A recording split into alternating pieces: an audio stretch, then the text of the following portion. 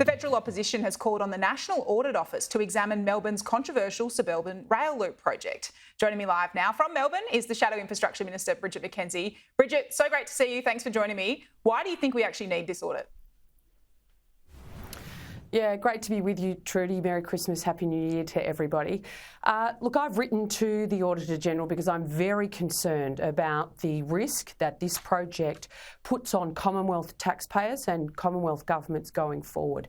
The Labor Party federally has signed us up to $2.2 billion to a project that has had more red lights flagged than can be believed. The Victorian Ombudsman, the Victorian Auditor-General, leading economists such as Chris Richardson have all said this project doesn't stack up.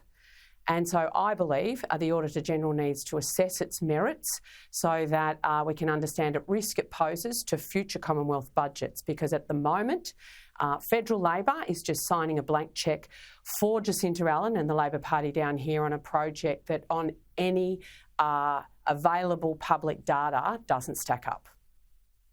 The Prime Minister did take this commitment to the election, though. Essentially, he has a mandate for this. The Commonwealth's contribution so far is much more limited compared to the state government, around $2.2 billion.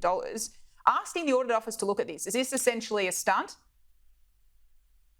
Not at all, Trudy. Everyone thinks $2.2 billion these days is not a lot of money. It actually could build dozens of childcare centres, 6 new hospitals. I could go on and on with how the Commonwealth could use $2.2 billion better than it has. Just because you take something to the election doesn't mean you have to do it, particularly if it's not a good idea. And I've been very concerned since the election that the government has refused to put this project through a due diligence process on behalf of Commonwealth taxpayers. They ruled this project explicitly out of their infrastructure review that took them, that 120 odd days to complete.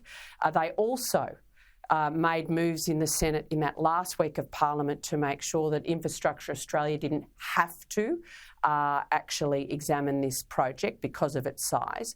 And so at every step of the way, they've shielded this project from adequate scrutiny.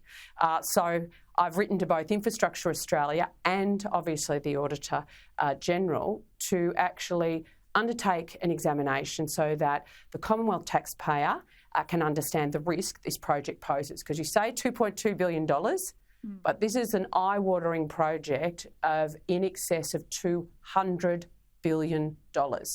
And if you think Victoria is going to stump up that amount of money, you're kidding yourself, and you haven't had a look at Victoria's budget of late. So the Commonwealth is going to hold a lot of risk if this project goes ahead, and we're only doing the right thing by the taxpayer and our job to make sure it goes through some sort of process, because at the moment, just saying it's election commitment doesn't mean you should fund it. Well, Bridget, let's see if the Audit Office take that suggestion up. We saw a front page of the Herald Sun this morning. As a Victorian yourself, the households there set to be slugged over $2,000 up front for a new gas connection. Businesses, it's over $30,000. Is that fair enough? This is about paying up front rather than spacing it out over time. It's not like it's free at the moment. No, Trudy, it's not on at all. I mean, net zero by 2050 shouldn't mean that the poor and the disadvantaged pay a disproportionate cost of that transition.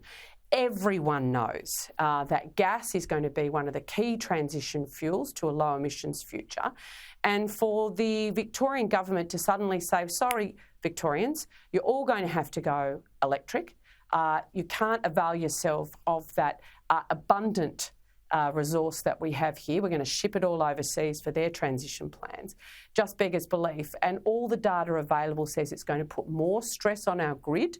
So what are you going to do when brownouts and blackouts occur here in Victoria as a result of that additional stress? Because the state government hasn't made sure that whilst they're withdrawing gas, that there is actually enough renewable energy in the system to take that uplift. So I think it's a really poor decision, and all the data shows it's going to negatively and disproportionately impact the poor, the disadvantaged and renters out there in Victoria, millions of them. And right now, at a cost of living crisis, I think it's just appalling decision.